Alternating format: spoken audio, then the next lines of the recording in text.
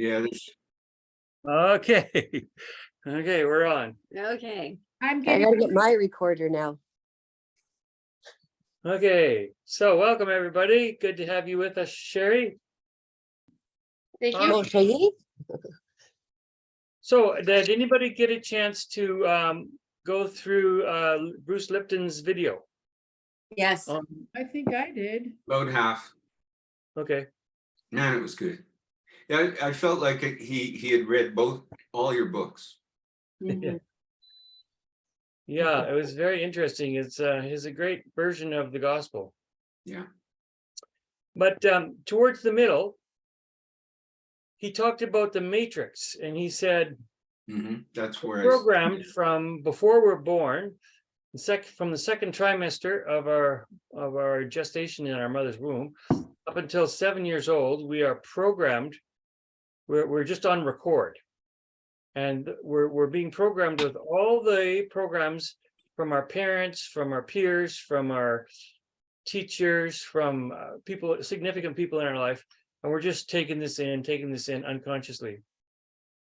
And then he says, from there on, we begin to live out of those pre-recorded programs 95% of the day, and out 5% of the day we live out of our conscious mind. So he says, in our conscious mind, those are the place where our desires and our hopes and our aspirations come from. And so we have these ideas of what we want to become, and then we wonder why we don't achieve our goals, is because we're only living in that conscious state 5% of the day, and we're working against, possibly, we don't know because they're unconscious, but 95% of our day is lived automatically out of our subconscious or our unconscious mind. So if those programs are in at odds to what we want, then of course they win. Plus, he said that our mind, our conscious mind, our subconscious mind is about 100 times more efficient and effective and more powerful than our conscious mind.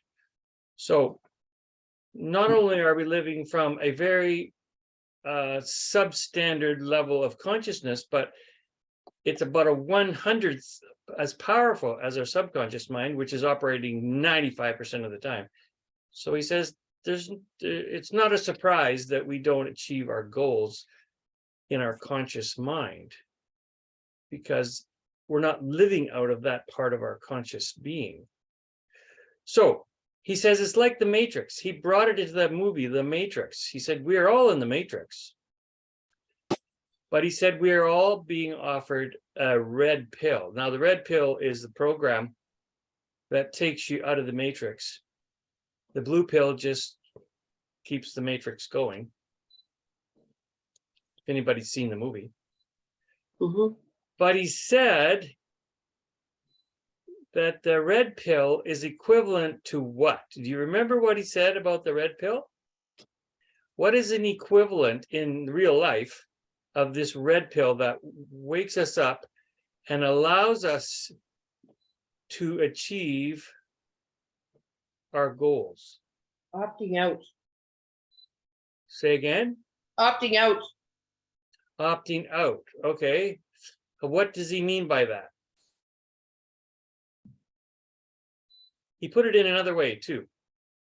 He said it's when somebody falls in love that transfers them out of the Matrix. Yeah, love completely transforms their perception of reality, and everything begins to work according to their desires and wishes and goals. But he defined that being in love state as what? Do you remember what he said about that being in love state? He said it is equivalent to what? Your conscious mind. Yeah, it is out of your conscious mind, but he defined it. It's living out of your conscious mind in Being present. Being present in the moment. Because being in love, you're in the moment, and you're living out of, you're not You're not allowing the pre-programming of your subconscious mind to dictate, because you are so engrossed in what's happening with the person you're in love with that you're 100% present in the moment in your conscious mind. So your conscious mind literally changes your physiology to respond to a perfect world, and you achieve your goals because you have nothing fighting against you. You've overridden all the programs that are counterproductive that were put into you from age -3 months to 7 years old. He says those are completely overruled by your conscious mind when your conscious mind is in the moment, living in the present. Now, I thought that was phenomenal, because we have been talking about this for 20 years. Living in the moment, living in the I am, living in the awareness that we are one with the I am. That's living in the moment. Jesus said to the Pharisees, "You will die in your sin unless you believe that I am." Now, we've interpreted that to mean, unless you recognize the I amness of Christ, that he is your I am. He is that center from which you express your being. When you say, I am awake, I am here, I am going to town, I am sick and tired, I am happy. You're expressing the conscious state of your being, which is I am. But the ego wants to break that off and say, oh no, I got my own I am. I'm separate. I'm different from God. I'm not, I got my own. God's got his I am, and I got my own I am. But Isaiah 45 makes this very clear. There is only one person in the whole universe. 4 times in chapter 45 of Isaiah, Isaiah quotes God as saying, I am Jehovah. Jehovah, translated literally, means I am. So he's saying, I am, and there is no one else. There is no other than me. There is no one beside me. I am. I create evil. I make good. There is no one else. He said this 4 times in one chapter. I am the only person in the whole universe. And Jesus said the very same thing. You will die in your separation identity nonsense, which is an acronym for SIN, sin. You will die in your sin until you believe I am. And he said, before Abraham was, I am. Now, that doesn't make sense in English, but what he was saying was, when he introduced himself to Moses in the wilderness, God said, I'm sending you to Egypt to deliver my people. And Moses says, well, I don't even know who you are. What's your name? How am I supposed to say sent me? And he said, do you remember what he said? Mm-hmm. My name is I am the I am. That's my name. Well, if there's more than one of those I am, then God was BS in Moses. He couldn't say I am the only I am if there was more than one of them.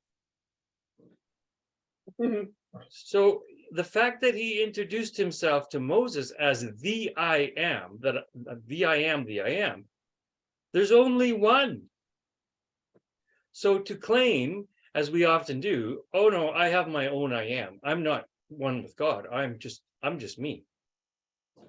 That's blasphemy. That is exactly what Lucifer did when Lucifer said, I will be like God. I will be another I am, like God. I will be separate from God. I'll be different from God. I'll be other than God. I will be my own I am. And that's why he got kicked out of heaven. Because he said, I'm separate from God. I got my own I am. And so when Adam and Eve ate the fruit, of the tree of the knowledge of good and evil, they partook of that separated identity thinking, which said, oh, I'm like God, because that's what the serpent said. If you eat this fruit, you will be like God, knowing good and evil. You will be like God. Like means other than, next to, beside, similar to. So there's two. Instead of one I am, now there's two, or there's many. Oh, Eve, you got your own I am. Adam, you got your own I am. You can be like God. You can have your own I am. And God said, in the day that you eat that fruit, you will surely die. You will lose consciousness of the one I am, and you will begin to live in death, which is separation. Death and separation are the same thing. When a body dies, it separates from the soul. The body goes to the grave and the soul goes to God. So separation and death are equivalents. So God said, in the day that you eat this fruit, you will be separated from the real I am. You will be consciously separated from who you really are. And you will begin to believe a lie that you are something other than the one. And we have all grown up in religious circles which have reinforced this over and over and over again, that it's blasphemy to say that we are the same as God, that we are one with God. Oh, that's blasphemy. No, what's blasphemy is saying you are God in your own right. Because to be an I am is to be God. And if you say you have your own I am, you are blaspheming. You are doing the same thing Lucifer did when he said, I'll be like God. I'll set my throne above the stars of the north. I will be like the Most High. And for that, he was ejected from God's presence because he likened himself as God, but other than God. Now, Jesus came to restore our oneness. He said he came to seek and to save and to reconcile the lost. Reconcile, what does reconcile mean? Bring into unity. It makes two things into one. That's what reconcile does. It makes two into one. It takes down the wall of partition, like the Holy of Holies and the holy place were separated by a veil in the temple. And when Jesus died on the cross, what happened to the veil? It's Pardon. Yeah. It was rent from top to bottom, and the holy place and the Holy of Holies became one room. That's what reconcile means. It means wait a second. two What rooms became one room? became one room. Pardon? What became one room? The holy place and the Holy of Holies became one room. Like the church and the room reserved for God. Well, in the temple, there was the outer court. There was the Holy of Holies with the altar and the showbread. And then there was the holy place. And then the Holy of Holies had the Ark of the Covenant. And the Holy of Holies was partitioned off from the holy place by the veil. But when Jesus died on the cross, the veil was rent. So the Holy of Holies and the holy place became one room. They were not separated anymore. So that everybody could approach that. Well, what happened is God got out.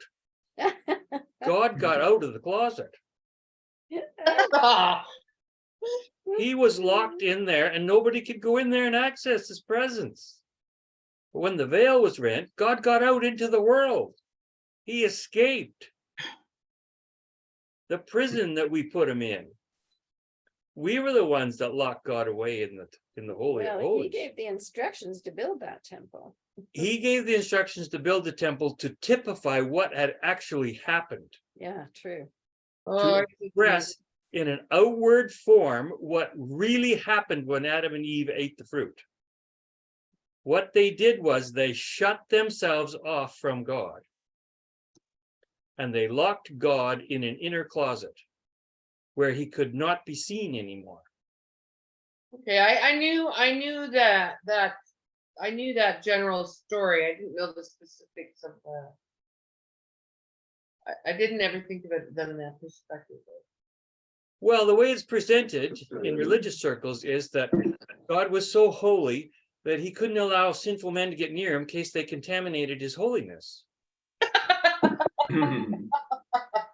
Yeah, that's ridiculous. And God might go into anaphylactic shock. If he got too close to sinners, he might go into anaphylactic shock. Why am I the only one laughing? Well, this is the ridiculousness of the lie we've been told, is that God was allergic to sin. Well, and I was told when I first became a believer that my sins separated me from God. Well, they do. Our Isaiah 51:2 says, your sin separates you from God. And Yeah, that's but exactly that's- what it happens. Your sin puts God in a closet Mhm, mhm. and separates you from him because it blinds you spiritually to God's presence inside your very body. And you no longer know God there. Like Adam, it says, it describes Adam's walk. He says, Adam walked with God. Literally meaning wherever Adam went, God went with him. Well, then after he ate the fruit, he lost consciousness of God's presence, and he actually thought he could hide behind a tree from God. And God had to go find him and look for him and go, why are you hiding? And he said, well, I knew I was naked. And God says, well, who told you you were naked? Well, Adam somehow, who walked with God continually and saw God in everything, suddenly became blind to God and thought God vanished. But God Or didn't vanish. He I just think more vanished he from his thought- consciousness. Didn't Adam more think that God disapproved of him? Well, he He did, but he thought he could hide from God. So he, rather than God being omnipresent, God now became localized and somewhere else, separated from him. Yeah. Well, So in he- fact, he was though, wasn't he? God never went anywhere. God never changed. He was the same yesterday, today, and forever. He was still inside Adam, but Adam thought he was gone now. Adam thought his sin, he believed that his sin separated him from God and God left. But he only lost consciousness of God. He didn't lose God, he just lost consciousness of God. God's presence was still there, but now in Adam's mind and in our mind, we think of God as other than us, as up in heaven somewhere, or over in the next neighboring galaxy, or some distance from us. And so we perceive of ourselves as separate from God. And that's what sin does. Sin is basically a perception that doesn't see God the way he is. It idolizes him. It creates an idol of God. It says, oh, he's a local entity. He's here, but not there. He's up in heaven, or he would never find himself in a pool hall, and he certainly would never go to a bar. And if you went to hell, you would never find God there because he wouldn't go there. But David says, if I make my bed in hell, holy smokes, there you are. Having on the holy. Because God is everywhere. God is in everything. That's what makes God God, is that there's no place where he isn't. Absolutely.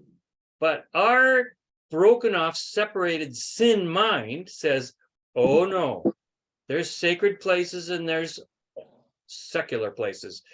And God would never hang out in secular places. He only goes to sacred places. That's a mind construct in Yes. our own thinking. We separate God from his universal reality. And so we create an idol that we can localize. And we say, well, God is like this and like this and like this and like, but he's not like this and this and this. And God could go here, but not there. And so we create a false God, which is an idol. It's a mind construct. That's all it is.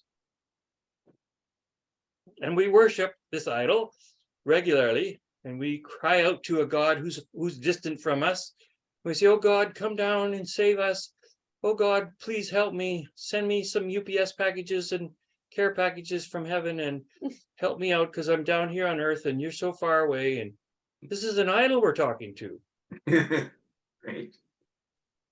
because God is inside of us. He's the very I am that we use on a daily basis, where we express our personhood by saying, I am SeanCalvin. Well, I used God's name and then I tacked my name on the other end of it, Right. because I can't say anything without using God's name. Everything I say is in God's name, because I'm using his breath to say it. Mm. So I cannot live a single moment of my life without God.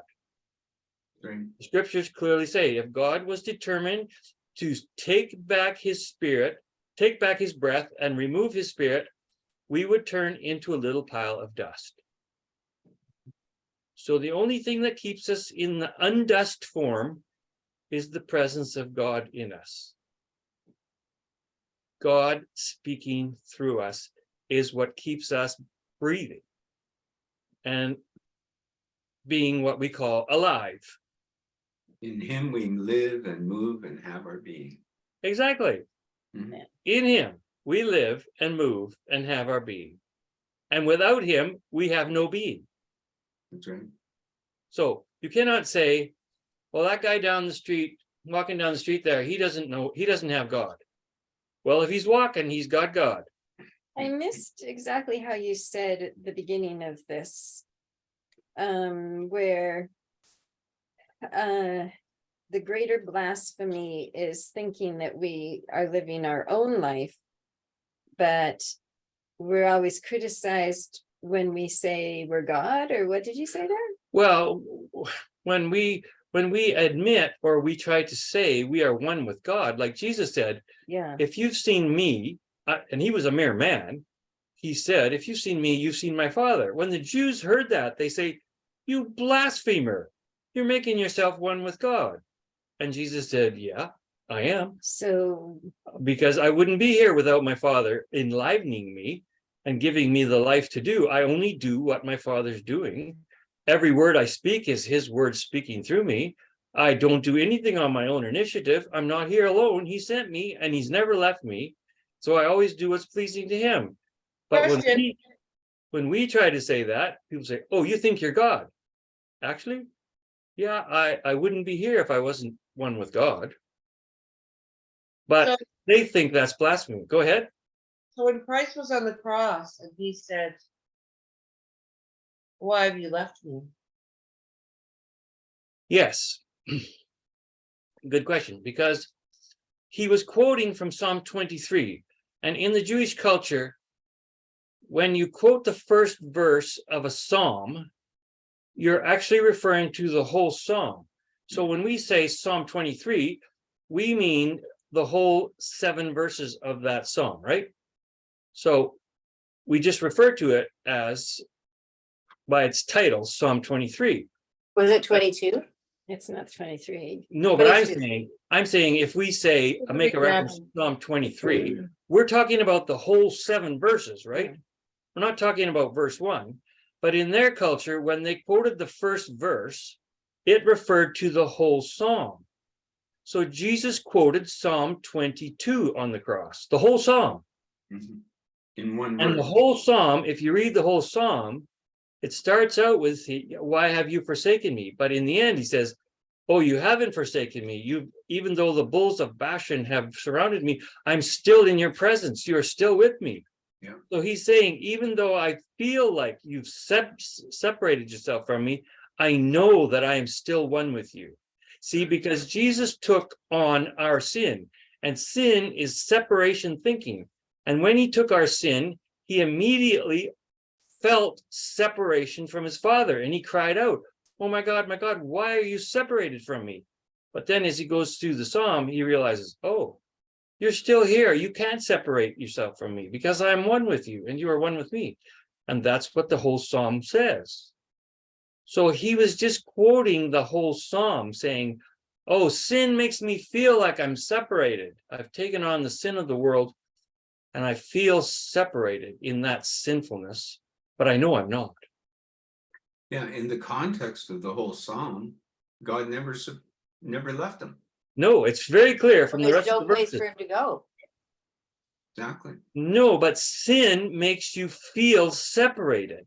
Exactly. So he was totally identifying with us. Yes, He he said that. became sin for us, who Exactly. knew no sin, that we might be made the righteousness of God in him. It's Mhm. interesting that the last verse of Psalm 22 is, men shall tell of the Lord to the coming generation and proclaim his deliverance to a people yet unborn. Boom. So the very last verse talks about how it'll be Even proclaimed to every generation That there is no and his separation. deliverance. virtually the same. Yeah. Kindergarten gospel right there. Yeah, the message of the cross is there is no separation, and my death reconciles your mind to the reality of the God who lives in you.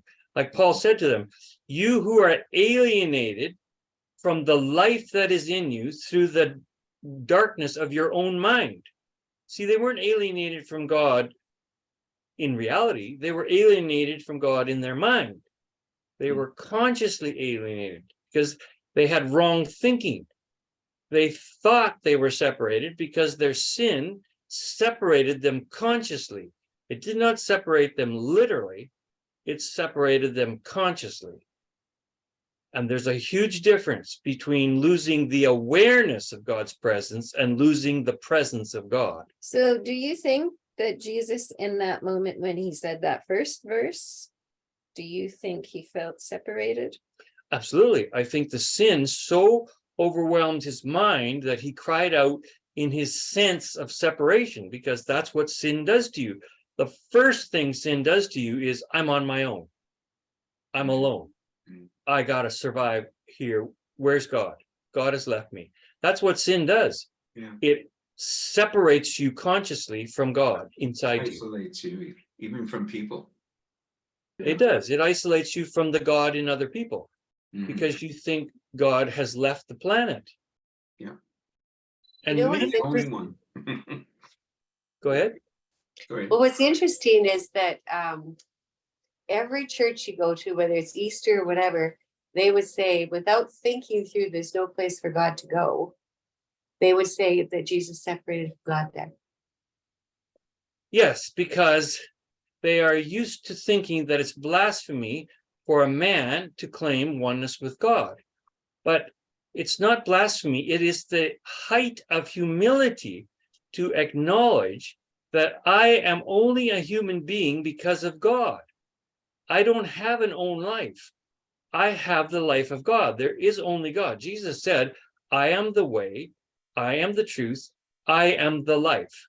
In other words, there is no other life except me. And if you have life, then you have me, because I am the life. He didn't say I have life and I'll share some of it with you. He said, I am life.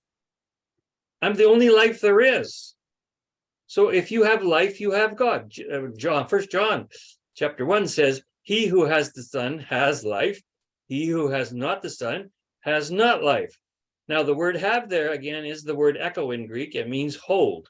If you hold in your mind Jesus, you know you have life. If you do not hold Christ, you don't know that you have life, and you think you don't. You think I'm dying. I'm on my own. God help me. I'm on my own. No, you can never be on your own. The promise was, I will never leave you. I will never forsake you.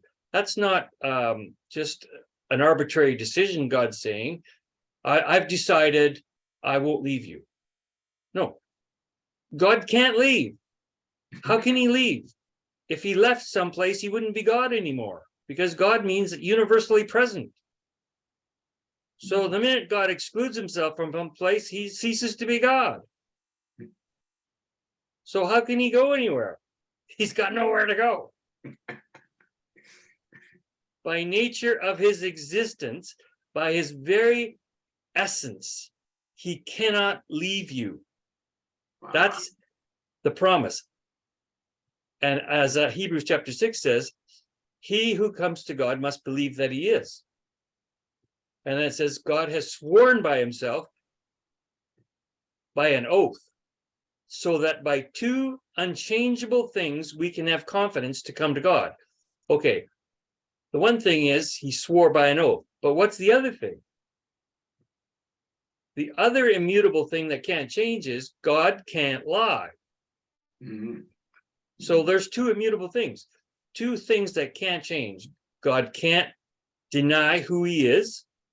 He can't become less than he is. He can't say, well, I'll be here and not there. I'm never going to pool halls again. I make an oath that I'll never go to pool halls. God can't do that. SeanCalvin, this is the second time you've mentioned pool halls. I'm starting to worry about you. Because I was told if I went to the pool hall when I was a child, I would not find God there. Oh, that's good. So I knew as a young person, as a teenager, I knew when I went to the pool hall, I was escaping God's presence. Crock a bull. Grandpa Davidson went to the pool hall all the time. Okay. Wow. Yeah, I had to keep up with my grandpa. That's one thing you and I have never done is play a game of pool or billiards. Have we? Grandma told me that I should never play cards. Oh my. Well, the thing is that what is it? +5 or +9? What's the name of that game? Oh. Card game. Five card stud, but what do you mean? No, it's a card game called +5, I think. Oh, I don't know that. Anyway, it has its own cards. You know, they're. Oh, I know It the was- 5 crowns. It was the standard playing cards that I should never touch. Oh yeah. Yeah, it had face cards that were supposed to be demonic or something. Yeah, Or the but Joker. the first time I played Kings, I think it was Kings or Queens, I don't know. I felt quite guilty. And then I realized, wait a minute, this is the game my mother plays all the time. Just with different cards, right? And she also told me never to touch those cards. Well, this comes from the split off thinking, separation thinking that there are sacred and sacred secular. and secular realities. Realities. There are places that God won't go and can't go. Another one is that God and the devil can't be in the same place. Mhm. And Well, yet, we know that's not true. if you read the book of Job, the devil regularly appeared before God to give an account of his goings and comings on earth, and God holds him accountable Mhm. Mhm. for his goings and comings and whatever chaos he spreads. He has to give an account Okay. Yeah. to Well, and God. also God is the devil's power. Well, Or what- exactly.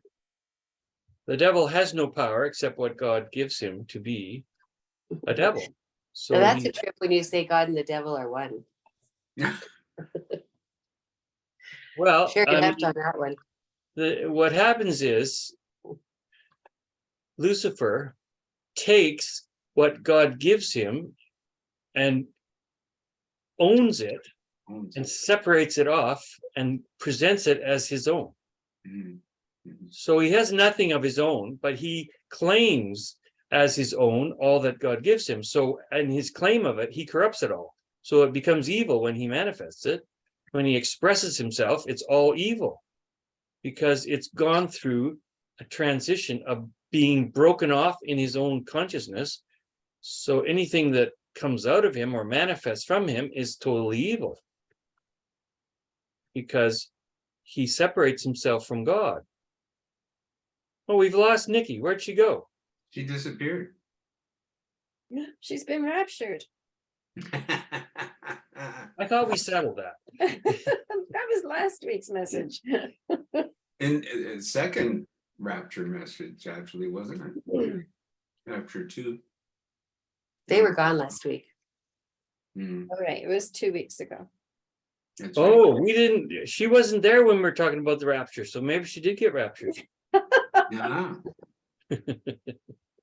She doesn't know it's not going to happen. I quoted her when we were talking at the beginning on Solomon's little thing in Ecclesiastes 12, the spirit returns to the one who gave it. Maybe she did. Well, her connection was a bit funny. It was. It was. glitchy. Yeah.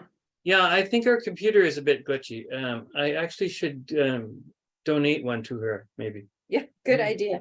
Sean decided to move our bedroom furniture around right before we went to Victoria. Yeah.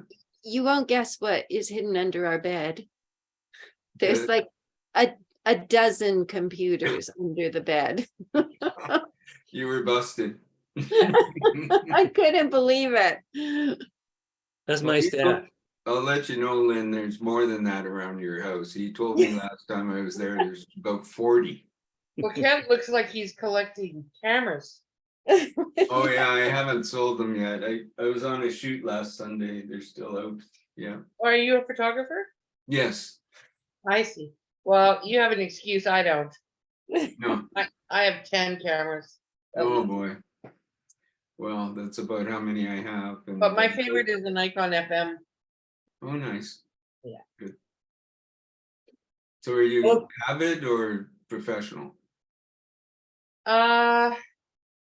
Well, when I had a friend who worked I had a friend who was belonged to the darkroom club in high school, Oh, there you go.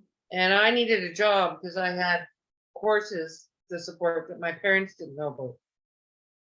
Mm. And he said, "Well, I work at the Vancouver Sun or the Calgary Sun in the darkroom, and I get paid $15 an hour." Well, then that was a fortune.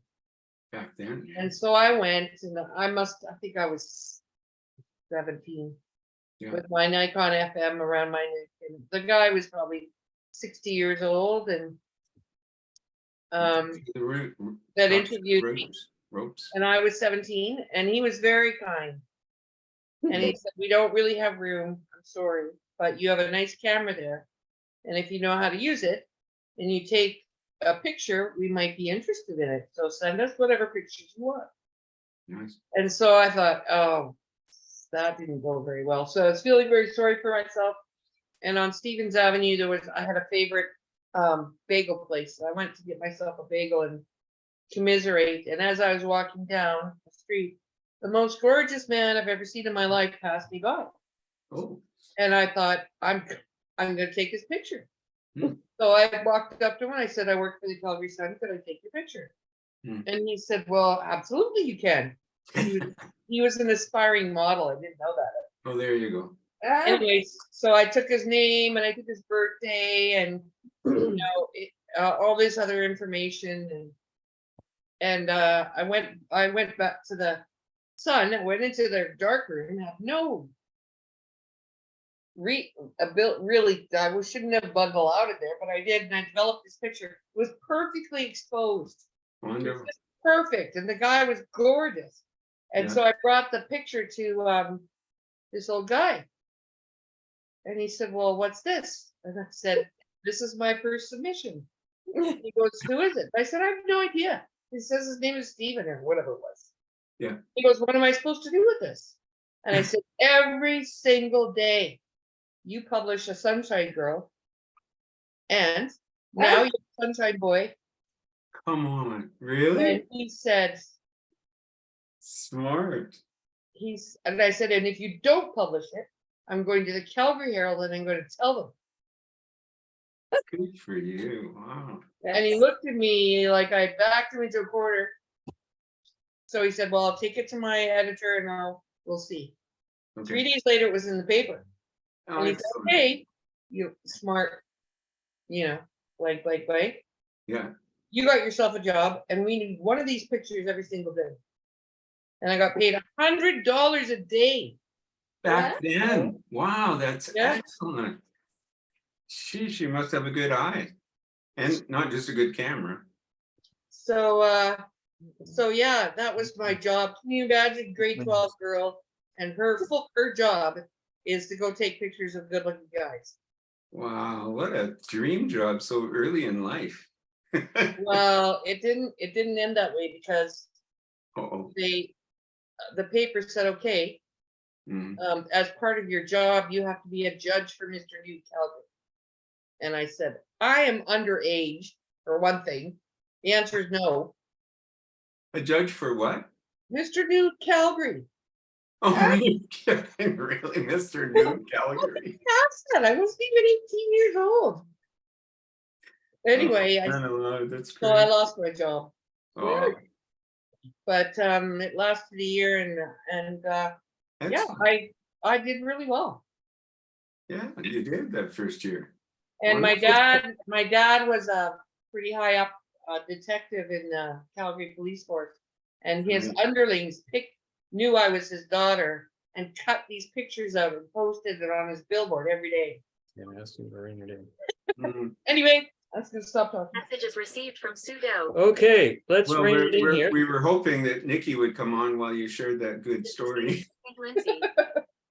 but she's not on. And what's happening, Sean? Yeah, okay. Back to what what's his name? Bruce Lipton was talking about. Yes, yes. So he was talking about, what was he saying that separated us off from our true identity? Do you remember?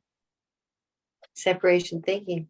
Yeah, but there was an emotion that he says that is, Fear. yes, fear. Fear has this ability to separate us from our inner being. And he said it wasn't until he discovered that he was an eternal being that fear lost its power over his life. So it made me think of the verse in Hebrews where it talks about, it says, those who through fear of death were all their lifetime subject to bondage. Hebrews 2:15, sorry. So bondage is the word slavery, or mindset of a slave. Or he used the word, what word did Bruce Lipton use? That makes you powerless. If you consider yourself this, you have no power. He used the word Alone. victim. Oh, When you're a victim, when you think you're a victim of your own genetics or your own circumstances or your own parents or your own situation, you become powerless. You become a slave. And now that's exactly what this verse says. Who through fear of death were subject to victimhood, subject to bondage. So we become slave-minded when we think our circumstances are governing us or dictating, and we have no power. We feel victimized. When our genetics go off the deep end and or our circumstances or our situations in life get out of control, we feel victimized. And Susan and I have been talking a lot about this, for the things that we were taught as youngsters. We realize they have no reality to them. They simply imprisoned us. They victimized us. They made us feel like we were victims of, well, for example, if you're taught that God is angry and that he really gets ticked off when you don't do what he wants you to do, and if you cross a line and make him so mad, he's going to throw you in the fire forever and burn you forever. That kind of has a traumatizing effect on your psyche as a child. And you become victimized by that. You literally, after a while, you're afraid to get anywhere near God because you think he's so nitpicky. I won't be able to please him anyway. Mhm. So to hell with it. I'm just going to go do my own thing. Mhm. Or then- the other thing it does, oh, sorry. Yeah, go ahead. Well, the other thing it does, it becomes so abusive that you go into behavior as opposed to grace or love. That's Yeah, what you it go into totally is. performance orientation. Yeah, So you try harder and harder and harder until it burns you out. yeah. And then you That's become totally a what it did victim. to me. You become a victim of your own stupidity, Yeah. you do yourself in because you're so programmed to think God is high maintenance and really demanding, and he doesn't accept, mediocre performance. So you drive yourself into the grave by trying to please him. Mhm. So these things that we are taught, like Bruce Lipton says, these programs that are recorded in our subconscious brain from childhood age, they run our life They do. because our subconscious mind is operating our whole physicality 95% of the time, because our conscious mind is only engaged about 5% of the day. Plus that our subconscious mind is 100 times more powerful computer than our conscious mind. What chance in hell do we have to escape? Exactly. I mean, we're victims. We're totally victims. Our whole life, we're just victims. We're literally bound by our own genetics. We've been taught this, that if you have this gene, you're going to develop this sickness, and if Mhm. you have this gene from your parents, you're going to get this disease, and all these things, these diseases that are hereditary. I mean, we're programmed from day one that we are powerless beings. Yeah. And only the Living alone. survival of the fittest get through to the other side. I mean, it's a dog eat dog world. And if you survive, if you don't die before you're 70 years old, you're lucky. You're just pure, simple lucky. Because most people don't have a hope. And And you wasn't get he these saying people that we're designed to live 120 years, actually? Or somebody said that, I was reading. I've heard that before. Yeah. Yeah, well, but So the we're thing is, dying before our time. Uncle Wesley is Or- working on it. because Yeah. we're doing ourselves in. That's the problem. Yeah. We're burning We're ourselves out. like Bruce job Lipton after says, job. we can't blame our lack of success on anything other than ourselves, because we are the creators who are creating our situation. Now, part of the problem is we're blind and oblivious to the programs that are actually running our life, because we're trying consciously to change direction, but our conscious mind doesn't have enough computing power to do it. And so we wonder why we're frustrated. But we've never realized that who we really are. That's the problem. We've never come to the realization. We've always considered ourselves this separated ego, which has a lot of problems to deal with. And we've never taken seriously the fact that we are one with the one. Mm. Our identity is inseparable from the God who created the universe we live in. We are at no distance. And Paul uses this word near many times in his letters. For example, one we've talked about often is in Acts chapter 17, where Paul is preaching to the idol worshipers in downtown Athens on Mars Hill.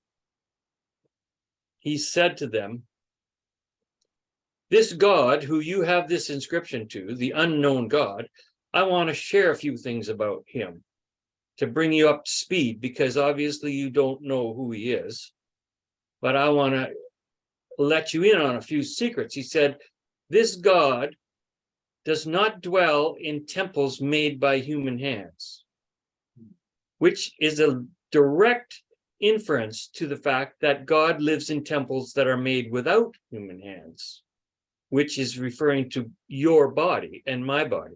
God lives in temples that are made without hands, human bodies. And then he says, and he gives life, he himself gives life and breath to all living things. Mm. Now, it didn't say he gives them, it says he himself gives them life. In other words, he himself is their life in them. Yeah. And he says, and he sets he sets the boundaries of our habitation in order that we would seek God. In other words, he messes with the limitations of our life to make us seek for God and find him, for he is very near to each one of us. And the word near means at no distance. Now, you cannot measure at no distance. It's immeasurable, which means you are inseparable from this God. And it says we all live and move, Kent quoted that verse, we all live and move and have our being inside this God, and we are all God's offspring. Now, Paul was preaching to heathen idol worshipers, and he said, you guys are all God's offspring, and you all live and move and have your being in God, and he is the life and breath of your being, and you are at no distance to him, and he lives in your body, which is the temple made without hands. Now, Paul, you missed a great opportunity to evangelize these guys and tell them that they needed to get saved. But that was Paul's gospel message. You don't know who you are. You don't have a clue who you are. But I'm here to inform you that you are at no distance to the God you consider to be unknowable. You know him, and he knows you because you're related to him. You're hardwired. He's hardwired into you, and you do not have an existence outside of him. Now that's the gospel. That's the salvation gospel. Calvin, this is a dumb question then. How do animals have life? I mean, is God in them? I don't think so. He is to a lesser degree of consciousness. Yes, he gives life and breath to all living things. Anything that has life in it, God gives it life. But in humans, he gives them a trifold life. Like in Adam, God said to Adam in the garden, in the day that you eat this fruit, you will surely die. And that very day, Adam died. He lost one of his lives. He had more than one. But he lost his spiritual life that day. He lost his spiritual connection to God. He became spiritually unconscious. He died spiritually. He lost his spiritual life. Chickens are not born with a spiritual life. They don't have a spirit life. Calvin, my chickens can hear you. Well, you can let them know. They don't look very happy. Well, we have an extra life that animals don't have. But Adam forfeited it. He sold it. But Jesus brought it back. He took the veil down and said, okay, that spiritual life that your forefather Adam gave away to the devil, I'm going down to hell to get it back, and I'm giving it back to you. You now have dominion that I gave Adam. I give it back to you. You have the power to live as a creator out of the I am. So And how that's does that separate us from King David, for example? What did he have? What did King David have? Yeah. I tell you, He had a spiritual existence. David had more than most Christians today had, because he was a man after God's own heart. God described him as his friend. The same as he described Abraham. He said Abraham was a friend. And Abraham and Dave, they had a true connection to God. Like David, Psalm 23, David clearly testifies that he lived in God's house all the days of his life. He lived in the temple of God. His body was God's temple. I will dwell in the house of the Lord forever and ever. David knew that his body was God's temple. And he was living in God's house. It wasn't his body, it was God's house. Very few Christians know that today. Sadly, many people who claim to know Jesus do not even know kindergarten level consciousness that King David had. that he was the temple of the living God.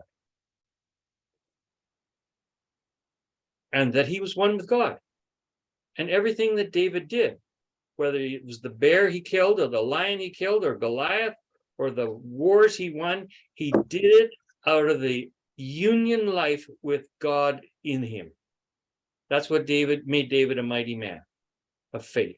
He's mentioned in Hebrews 11 as the fathers of faith, as those who had faith. He lived by an inner conviction that his life was not his, but God's. And he lived from a God life. And therefore he could kill a giant with one stone. So taking into consideration Bruce Lipton's teaching for the first 7 years of his life, did he have just being in the garden, the pasture by himself? He had a different 7 years beginning, or what? It's possible. I mean, in those days, the kids were thrown out to look after the sheep. As soon as the older brothers were old enough to do something else, they threw their brother out there to take care of them. So he probably had a lot of alone time in the presence of God, and he probably didn't have to go to a seminary to get trained and corrupt his brain. Didn't have an iPad. So by the time he got to be a teenager, he had such a vital connection with God that his brothers didn't even know who he was. When he showed up there to bring them some food from dad, they said, "Oh, what are you doing here? You don't belong here." And David said, "Well, I see that guy over there blaspheming my God. I'm going to go deal with him." His brothers laughed and said, "Oh, yeah, right." They didn't know who he was, but David knew who he was.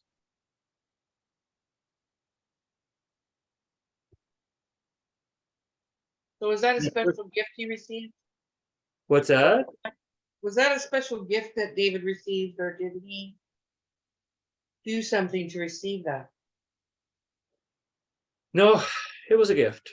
I think he ran with the gift. He operated in the gift rather than resist the gift.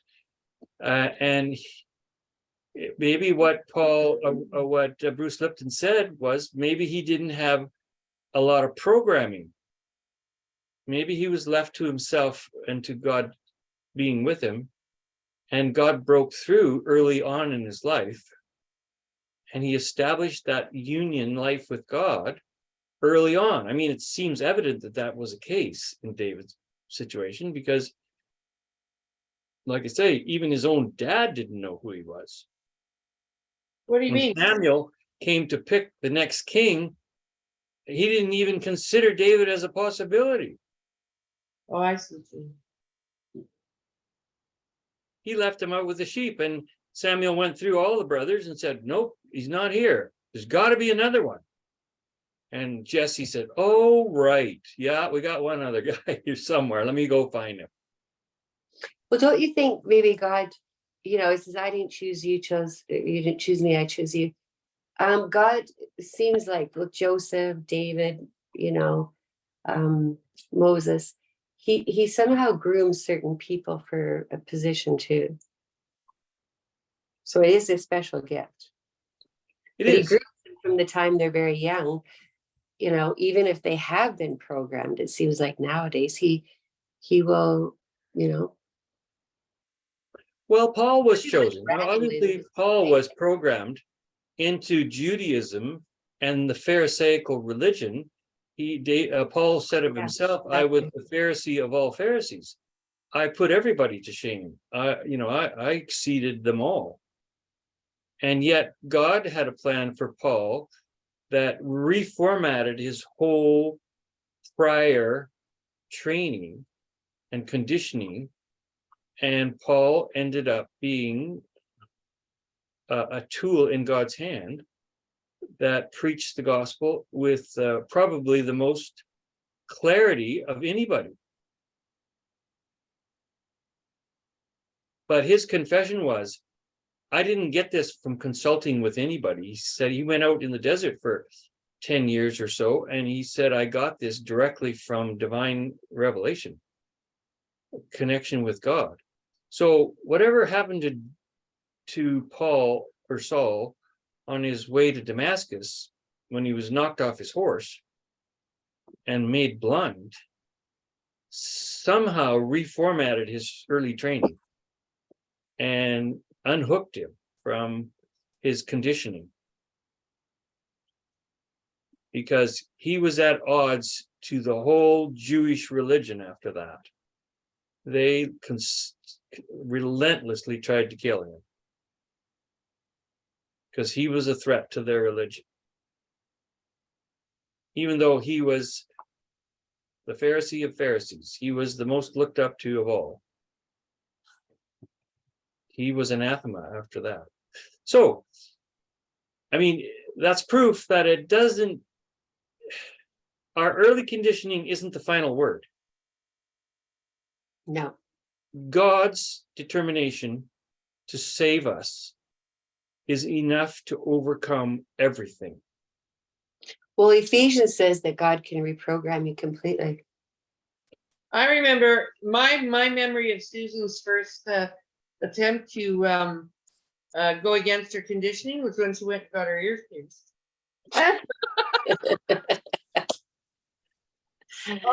I was there when she came home. Sorry. I was secretly rooting for you. Yeah. You like- Oh, Susan, yeah. What verse in Ephesians are you thinking of, Sue? Well, let me see. Should I go get my big Bible? Yeah, I want to see this big Bible. Okay, 1 second here. I'll be right back. You guys can talk. Anyway, yeah, I was impressed with Bruce Lipton's take on how we come out of that conditioning and we enter into this, what he described as the in love state. Now, that was just typical of two people falling in love. But this in love state, he described it as living consciously in the present moment. Because that's what in love really defines, is two people fall in love and they are so in the present, everything that's happened to them, they're just all in, and they notice every little thing. They take nuances from everything that happens, and they reinterpret everything as blissful, and everything's great, and the world is a good place. And they're so present in the moment that they override their previous programming, and anything that would work against their being successful is completely obliterated simply by this conscious state of presentness. Now, each one of us have this opportunity. We were talking about this a couple of weeks ago in Hebrews chapter 4. The writer to the Hebrews clearly says, there remains therefore a Sabbath rest to the people of God. Now, that is exactly what Bruce Lipton described as the in love state. There remains therefore a Sabbath rest to the people of God. Being in love is that Sabbath rest, that place of being present in the moment where you become at rest and everything is okay. You don't fight anything, you just accept everything as good, beautiful, and acceptable. Mhm. That is the Sabbath rest of the soul, is living in the present moment, living in the presence of I am. Now, Jesus clearly came to say that I am your I am. I am an external, outward manifestation of the person on the inside that you refer to as I am. And so Jesus identified himself, like, remember, we talked about John chapter 5. The Pharisees came to Jesus to chew him out. And they said, you're making a mockery of our religion. And Jesus let them have it with both barrels. Remember that? John chapter 5. He said, you guys read your scriptures every day because you think you're going to find life in them.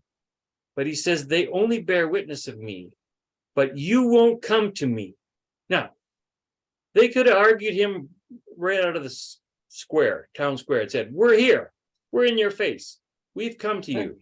But Jesus said, you won't come to me that I might give you life.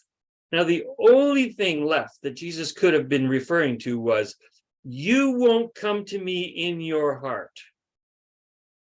Because I, on the inside of you, is the only thing that can give you life. And you won't come to me on the inside. So you do not have life. And he said, you have never heard God's voice, and you don't even know what shape God takes. You don't even know what he looks like on planet Earth. You accuse me of blasphemy because I say I'm one with God, because you don't know that God shows up in human form. You don't even know the shape God takes. And you're chastising me for being blasphemy, and you don't even know who God is, because you don't know who you are. And he said to them, you've never heard God's voice, and you don't know what shape he takes, and his word, his logos, has no place in you. It does not abide in you. You don't give it any room, because you substitute a book that points to me for me. And you think there's life in your book, and the book only points to me to show you that life is inside me and I'm inside you, and you won't come there. So you don't have any life. Now, that's what Jesus came to do. He came to reinstate oneness in our mind, in our conscious mind, and say, so that we can say, we all have this opportunity today to say, I am one with God, because I wouldn't be able to say I am if God didn't give me the power to say I am. So when I say I am one with God, that is the most truthful thing I could ever say. I'm not bragging. I'm not being boastful. I'm being completely humble by telling you the only thing I can say with any truthfulness. I am one with God. And if I say I'm not one with God, I'm blaspheming God.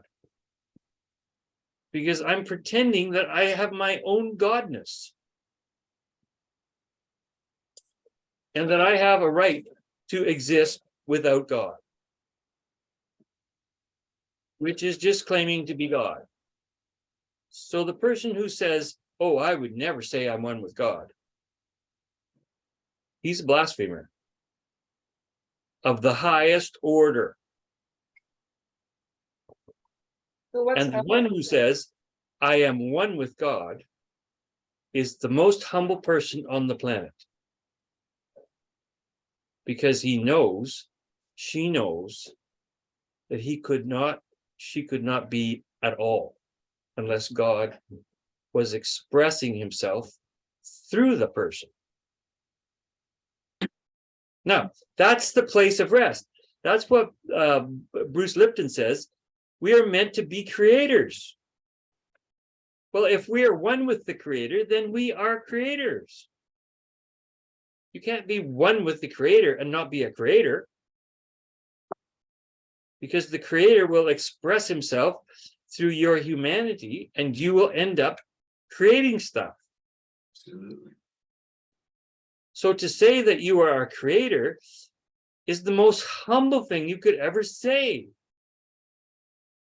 It's not bragging at all. Mhm. It's just expressing the truth. Well, what kind of creator are you talking about, Tom? I don't think you can put a limit on this. Can't. I do not think there is a limit on this. Jesus said, have the faith of God. Whoever says to this mountain, be removed and be cast into the sea, and does not doubt what he says shall come to pass, he shall have whatever he says.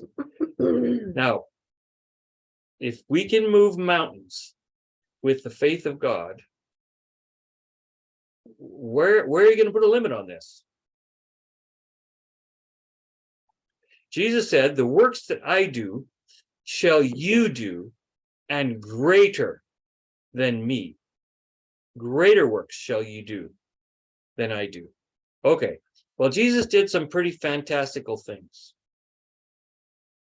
And he said, the works that I do, you do, and greater. So where are we going to put the draw? Where are we going to draw the line and say, oh, don't think you're going to do that? So Calvin, if you pray over someone to be healed and they're not, why? Well, I mean, that's where the rubber meets the road. To whatever degree we allow our separation thinking to inhibit the expression of God through our individuality, that will be where the line is drawn. You have to say that another way because I don't really show. Well, if we say there's no limit to what God can do, Jesus said, to him that believes, nothing is impossible. In another set, he said, all things are possible to those who believe. Now, I don't know how you define nothing and all things, but nothing limited and all things possible. I mean, where are you going to draw a line on that? I believe that part. That part I believe. But what I have trouble with is why, when a person is prayed over, they're healing, but they're not healed. Why does that happen? And if God is saying that to me, then it shouldn't matter what the mountain believes, or it shouldn't matter where the mountain is in its spiritual life or anything like that. I agree. If I believe, then the mountain should be moved. Yes. So if a person's sick and I pray for them to be healed, it shouldn't really matter where they are in their spiritual life or whether they believe or not, right? True. I agree. So what you're saying is that if a person is healed, then it's because the person who prayed has this separated consciousness or whatever. But the thing is, I mean, like, how do you address that? Like, what if you don't even realize? Like, I don't know. Well, I agree that this is the case. In most cases, we do not know what's limiting us. But Paul said, without faith, James said, without faith, without works is dead. Now, he didn't mean if you're not out there working your buns off, then you don't have any faith. That's not what he meant. He said, if the faith you have doesn't produce the effects you want, then your faith is dead. You don't have real faith. You have dead faith. So living faith, Jesus said, if you have faith as big as a mustard seed, in other words, if your faith has life in it, like a mustard seed, it'll move a mountain. It'll move a mountain if it's the real faith, if it's God's faith. And like in Mark 11:22,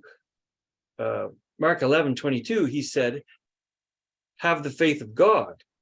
He didn't say have faith in God. He said, hold to God's faith and you will be able to move the mountain. It's not your faith in God, it's God's faith in you. So we're trained that we can have faith in God, and we try to bolster up and accumulate and stack up and stratify our faith in God. And so we think, oh, okay, I've studied, I've read the Bible, I've prayed, I've meditated, I got this much faith now inside me, and I'm just going to put it in God. Well, that's bogus faith. My faith in God is totally bogus. Jesus didn't say have faith in God. He said have God's faith in you. So when we get a hold of God's faith, well, God can do anything. And what does God's faith look like? What does What does God in me look like? What does God's faith look like? Yeah, It looks like mountains moving. Sure it does. Or it looks like you, Erica. You're a living miracle. Everybody here is. but I can't do anything apart from God. It has to be God that Doing it through you. Amen. You got it. Yeah, it's true. Okay, so then if nothing you do will, then all that means is that faith is a gift from God. Totally. It's listed in the gift fruits of the Spirit. Faith is a fruit of the Spirit. It's a gift from God. Ephesians chapter 2, it makes it very clear. By faith, by grace are you saved through faith, and that faith not of yourselves, it is a gift from God. So if God doesn't gift you with that gift, then you haven't got the faith. Every man has received a gift of faith. That's right. It Then says it's an automatic handout. it is because faith is God, and Amen. God is in everybody. Amen. So everyone has the faith of God. The problem is we've leaned on our own understanding instead of leaning into the faith of God. We've been trained to lean into our faith in God rather than God's faith in us. So we're leaning the wrong way. Exactly. See, all those prayers of healing for healing on you, Sean, I guess they were misplaced. How could you do that, Erica? I'll start all over again next time.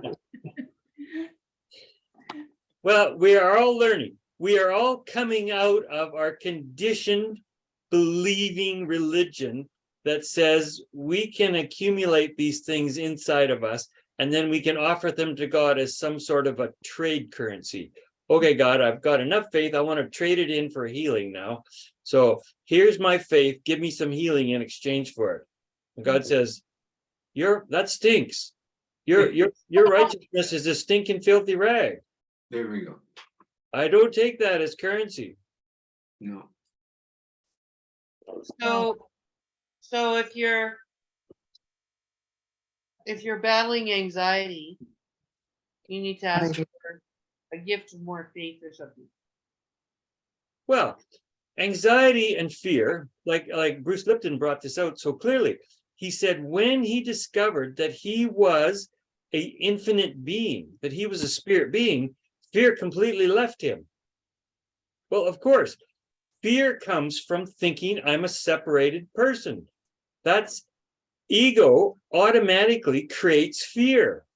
It's like they go together. You can't have fear without living in ego, and you can't live in ego without having fear. So fear is evidence that you're living in the wrong I am. You're living in a broken off, separated concept of who you are.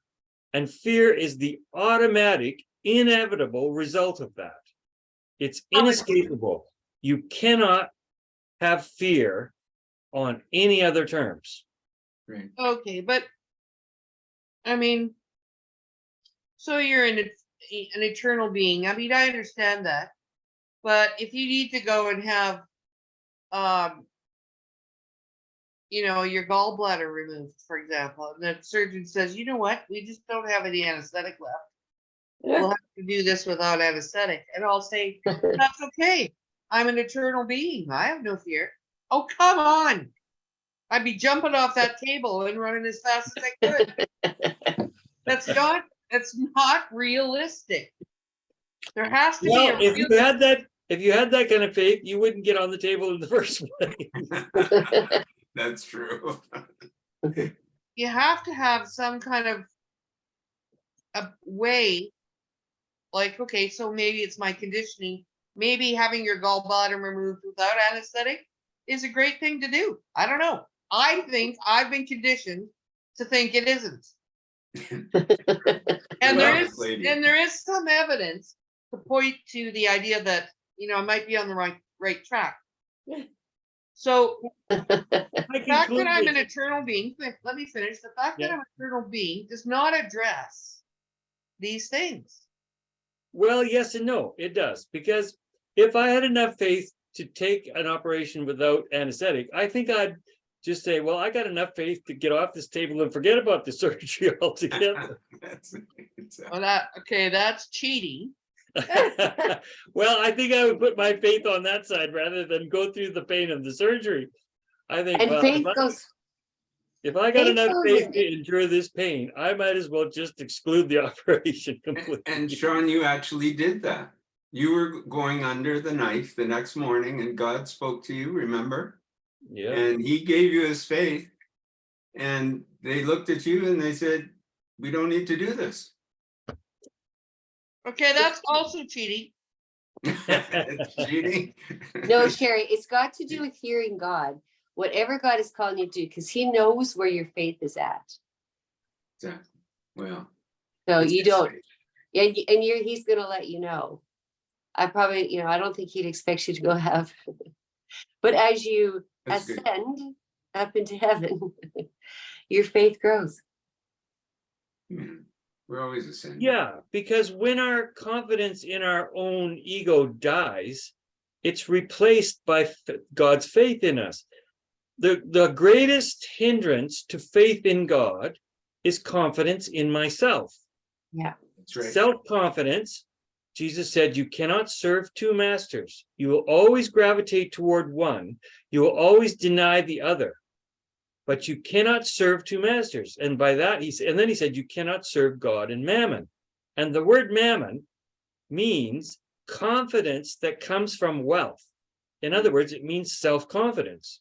Yeah. So you cannot have confidence in God and confidence in yourself. They're mutually exclusive. So that's why you can't get through the camel gate or whatever it is. Yes, Well, I self-confidence. think there comes oh, sorry. Go ahead, Susan. Well, I think there comes a place where you have to just trust God with everything, because you don't know exactly what God is doing. You have to trust. Because what if he wants to put you under anesthetic and wants to take you for a trip to heaven? Right. You know what I mean? You can't judge for yourself what God is doing. You literally have to lay down your life. And like Kevin Zeta, the one that Cal sent me, he just took a trip to heaven. That's great, but that's also a preferable alternative than having your gallbladder taken out without anesthetic. I'd rather go to heaven. Yeah. No, I'm talking about managing fear of how you manage fear of actual hearing situations God, that are Hearing- terrifying. just hearing God's voice. Well, He's hard. yeah, I agree. And but here is probably, if I could call it that, an unbreakable rule.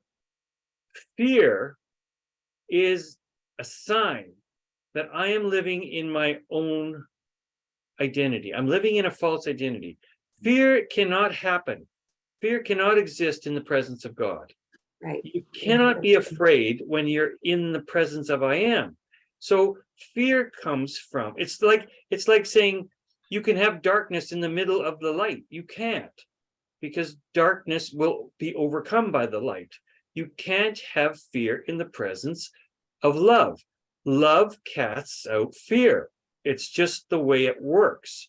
And so if I have fear, somewhere I'm inhibited from the presence of God. I have restricted somewhere in my thinking. I'm isolated, separated off from God's I amness.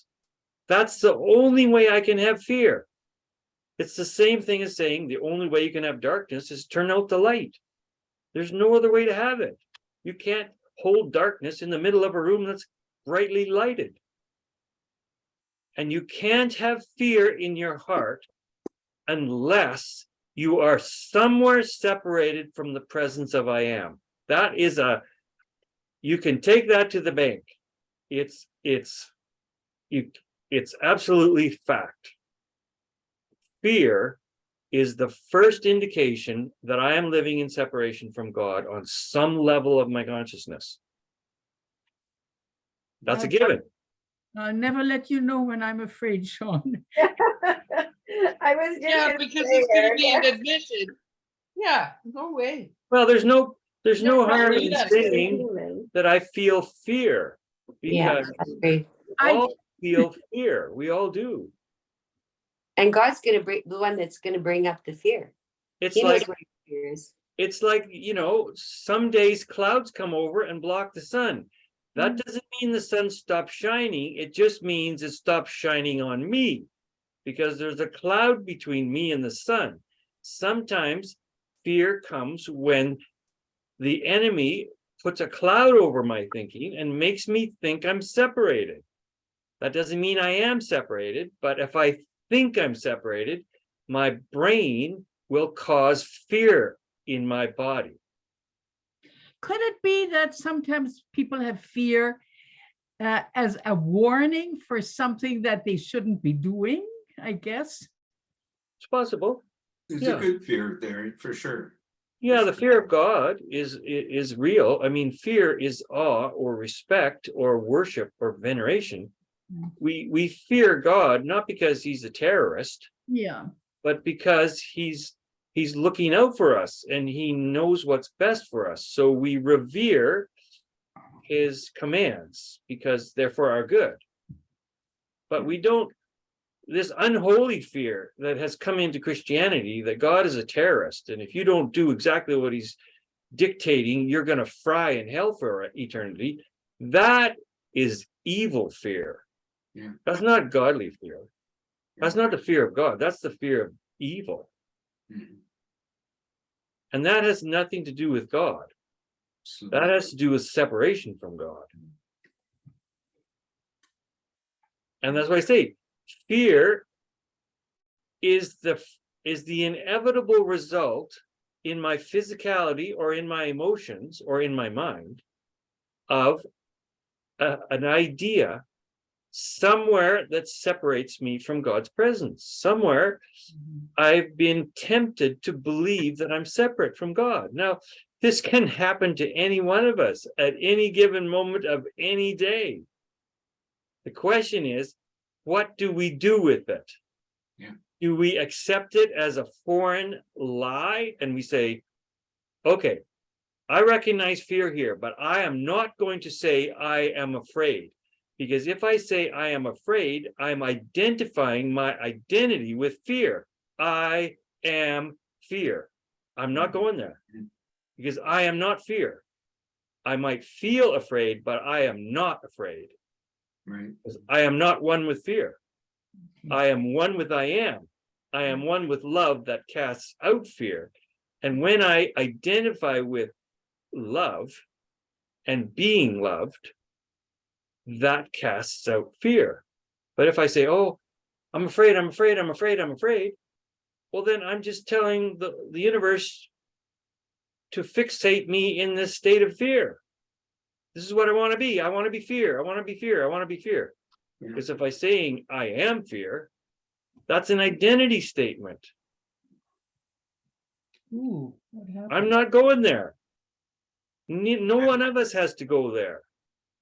Right. My grandmother used to say, fear came knocking at the door, faith answered. Oh, nobody was there.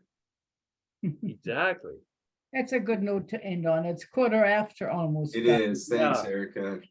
Okay, the Good. verse was Ephesians 4:23, Lynn. Oh, okay. Ephesians 4:23. Thank you, Susan. Okay. I'll just read it to you. It says, be renewed in your innermost mind. Will cause you, be renewed in your innermost mind.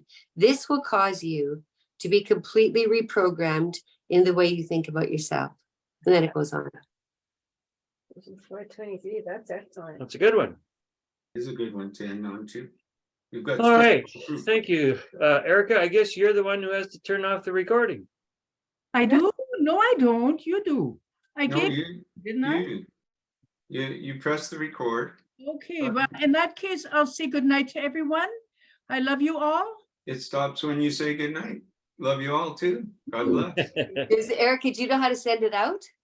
I know how to turn it No, off. Kent will have to send it out. I send it out. It's on my cloud. Don't worry. Oh, Okay, so Okay, I'll turn it off. Thanks now. for reminding me, Sue. Every week you have to remind me or I'll forget. sounds good. You want to stop Okay. cloud recording?